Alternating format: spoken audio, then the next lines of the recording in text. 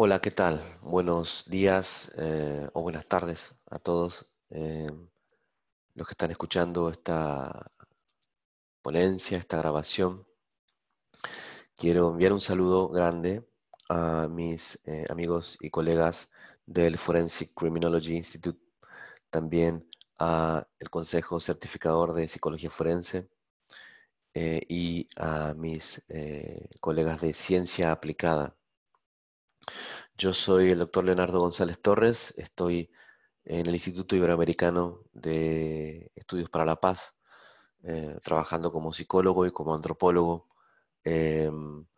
Nosotros hace tiempo que venimos pensando algunas variables que creo tienen que ver de manera directa con la violencia, el conflicto y los derechos humanos desde los estudios para la paz. Hoy, en esta convocatoria, quiero, además de aprovechar esta oportunidad para unirnos y comunicarnos, también hablar un poco de el desplazamiento forzado y lo que implica el desplazamiento forzado hoy por hoy, sobre todo porque es una temática que compartimos tanto aquí en España como en Latinoamérica, ¿no? Em, Me parece importantísimo comenzar señalando algunos datos importantes de este fenómeno eh, para que podamos entender el contexto de aquello que se está hablando y voy a hablar de estos datos, luego voy a discutir un poco el concepto de estigma del antropólogo canadiense Irving Goffman a la luz de estos datos y al final voy a hacer algunas líneas de recomendación que me parecen interesantes ensayar, ¿no?, en nuestro campo profesional. Em, Debido a la persecución, la violencia y los conflictos en el año 2018, 70.8 millones de personas tuvieron que desplazarse de manera forzada según la Agencia de la ONU para los Refugiados. Em, La Organización de las Naciones Unidas dice además que 13.6 nuevos desplazados forzados se produjeron en este mismo año, lo cual implica desde luego que esto es un fenómeno que va en aumento, como ya todos sabemos. Por último, em, estas personas han sido desplazadas por razones como violencia en sus localidades de origen, por conflictos que no se han logrado resolver y por miseria. A ello debiéramos agregar hoy algunas condiciones evidentes y patentes como son el desplazamiento por cuestiones climáticas, que tiene que ver con el agua, con la falta de recursos básicos y bueno, con toda esta violencia estructural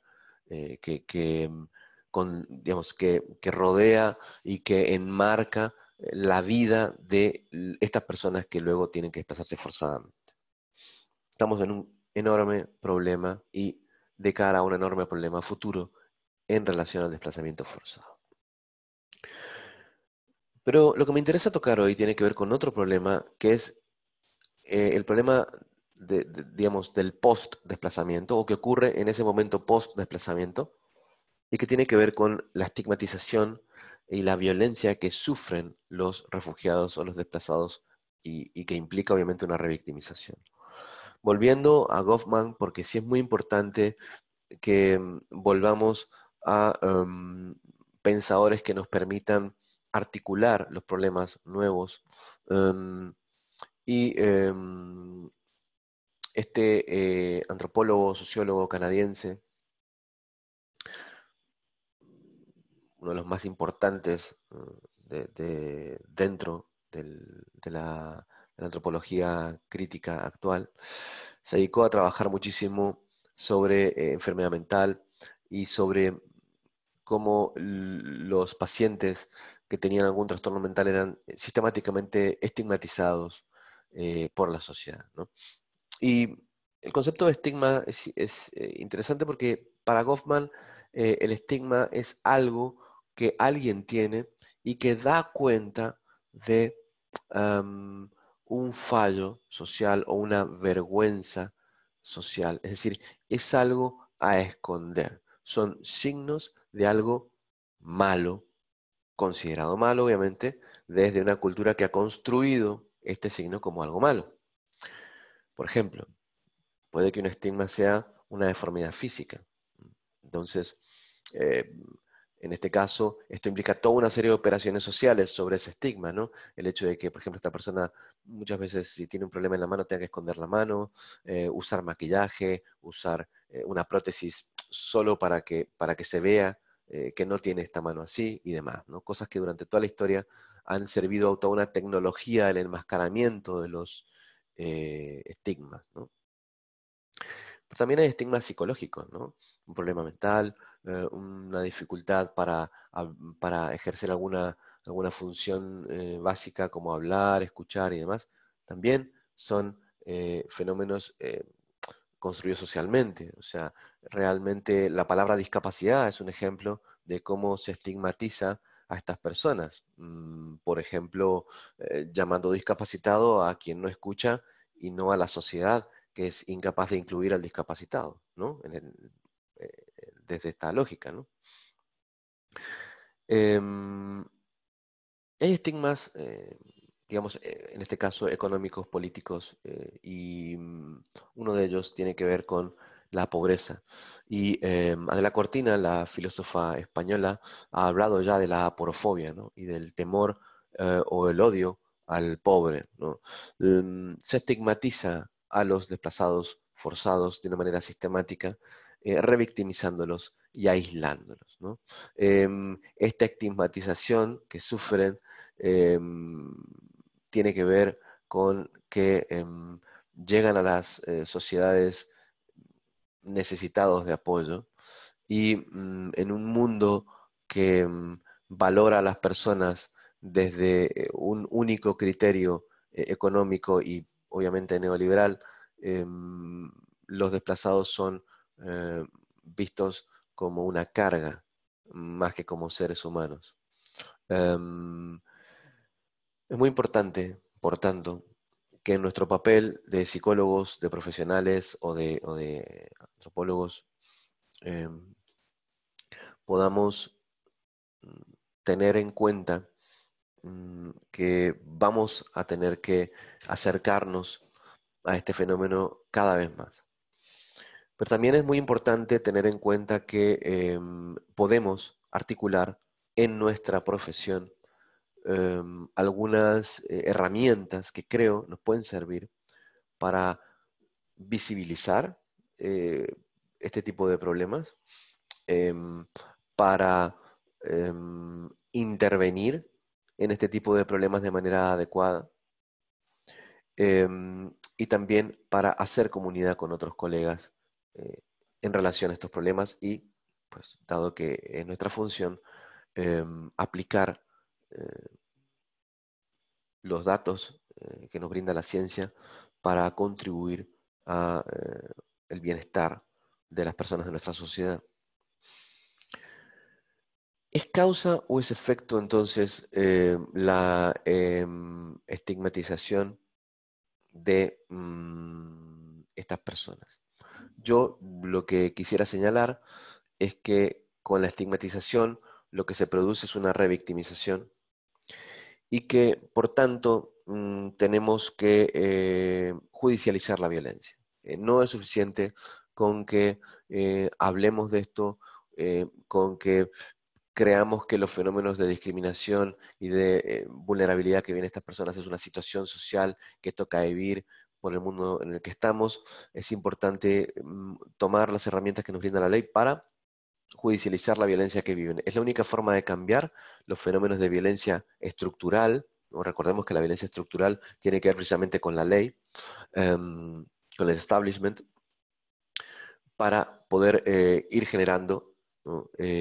Precedentes que permitan a los refugiados vulnerables poder asirse de un recurso sólido frente a su vulnerabilidad. En segundo lugar, siempre es importante basarnos en políticas públicas que a su vez se basen en la evidencia, ¿no? Las políticas públicas, lamentablemente, en muchos lugares del mundo no se basan en evidencia, se basan en tendencias, discusiones políticas, incluso el choque de fuerzas políticas.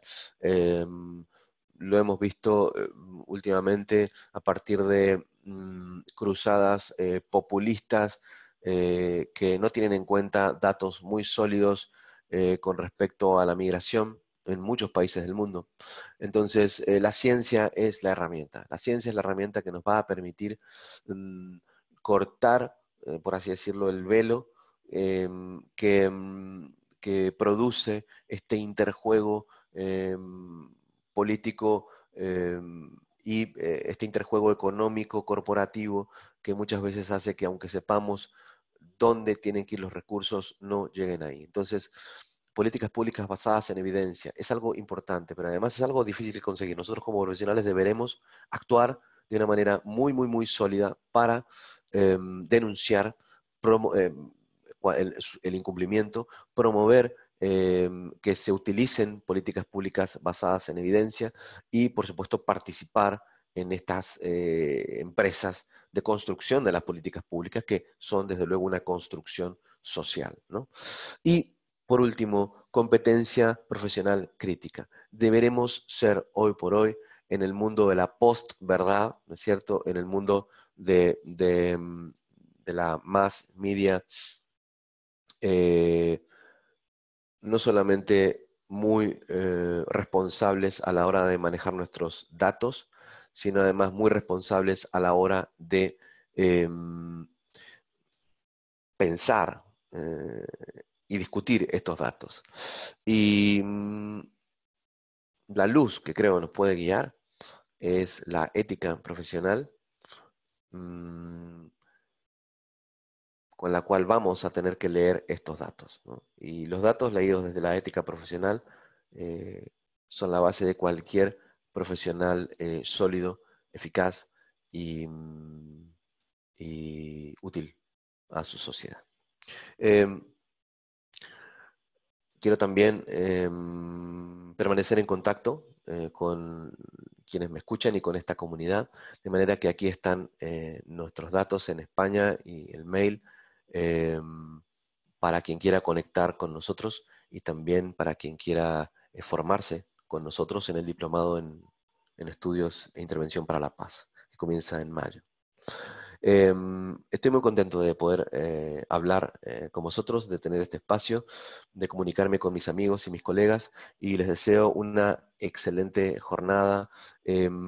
Hagamos comunidad, construyamos, conveniemos y unámonos como profesionales para ir tendiendo puentes. Hace muchísima falta. Vivimos en un mundo muy complejo y hoy nuestro papel es, creo, así que vamos hacia allí, vamos hacia allí. Muchísimas gracias. Les envío un saludo grande.